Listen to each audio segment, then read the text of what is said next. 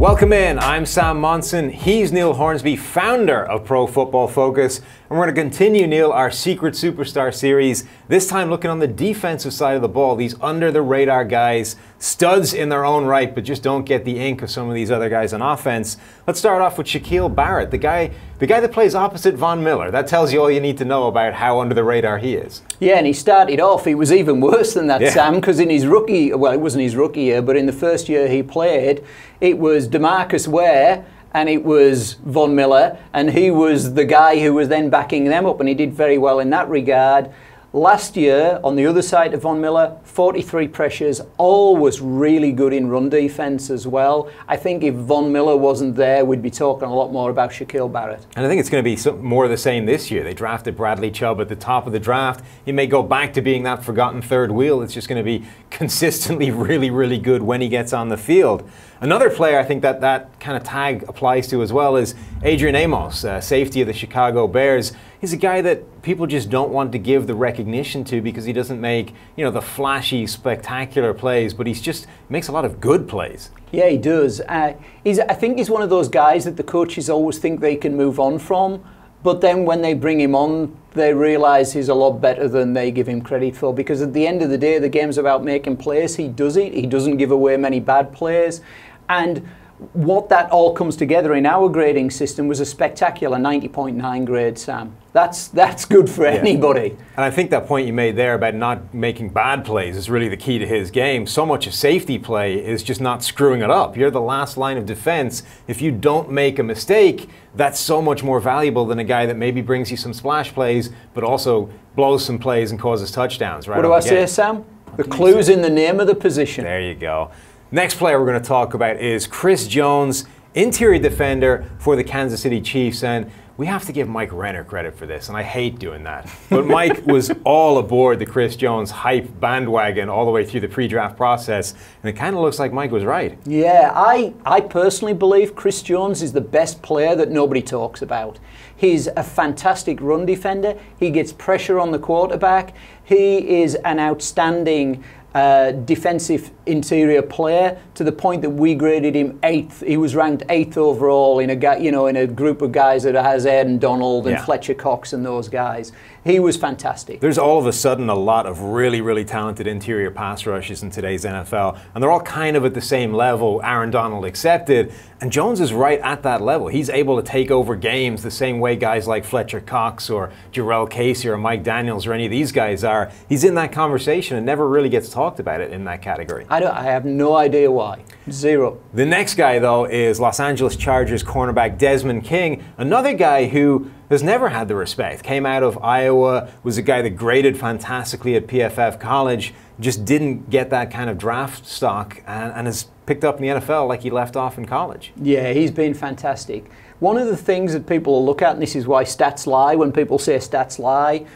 if you look at him, his passer rating against is 98.2. But one of the things people don't realize with passer rating against, if you make a lot of tackles, even if you've given up the completion short of the first down, that's a stop, that's a great play, and he made 24 of those in coverage last year, Sam. 24, which was the second best number in the NFL. Yeah, and he had a knack for making a couple of big plays at the right time, which is always going to help overcome some of those statistics. Even in preseason, we've seen him breaking on a pass that Josh Rosen threw, should have taken it back for 6, ended up dropping the interception, but that was a great break on the ball to prevent what would have been a completion. Another defensive back to talk about, though, also in Los Angeles, this time with the Rams, John Johnson III, another completely under-the-radar rookie performance from this guy. Yeah, and he may get even less publicity, even if he performs better next year. Why?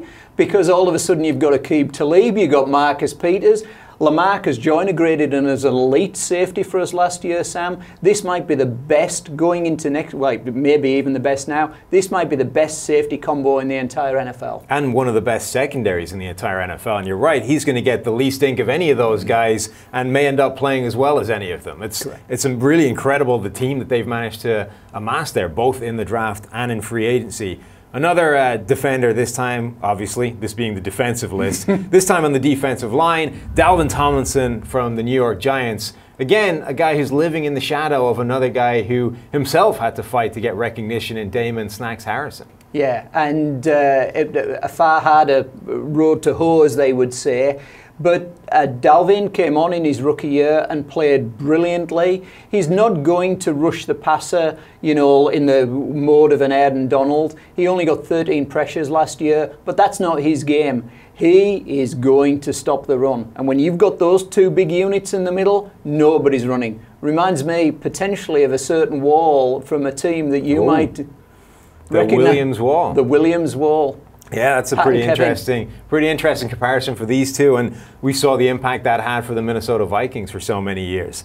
Now, here's one of the, I think this guy embodies the term secret superstar. William Hayes, an edge defender who's been all over the league at this point, and no matter where he's been really good. I have no understanding of why William Hayes hasn't got more publicity. 10-year vet, never averaged more than 400, he's averaged 400 snaps a season, Sam. But I need to read you. I'm going to read you exactly where he's ranked in our grading over the last 6 years. 13th, 10th, 24th, 13th, 13th, and 5th respectively. That's a ridiculous grading. You know, that's...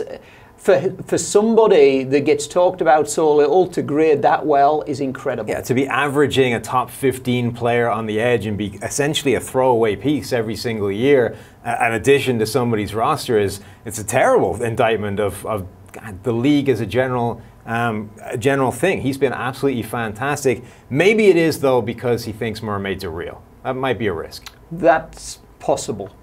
Last guy on this list, though, Marcus Williams. The safety for the New Orleans Saints, the guy at the end of the Minneapolis Miracle, and that's what he's remembered for right now. But it's an injustice to how good he was last year. It's ridiculous that he's remembered for that.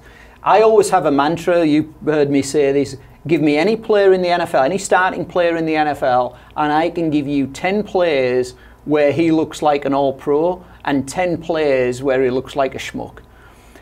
It's not those players that matter, it's the 980 that he plays in between that matters. And for the 980 in between, he was excellent, to the point that we graded him as our 6th best safety in the entire NFL, 89.2 in his rookie year. And that includes the Minneapolis Miracle. The Minneapolis Miracle. That's how good he was. Yeah, he was absolutely fantastic right off the bat. And a lot of these guys are young, maybe very much more to come. We may be seeing the start of their approach to superstardom, not secret superstardom, but actual superstardom. So if you want to see the rest of this list, the write-up in full, hit profootballfocus.com, and obviously check out the offensive video that we've got elsewhere on our PFF YouTube channel. Hit like, hit subscribe. That's going to do it for us. Take it easy.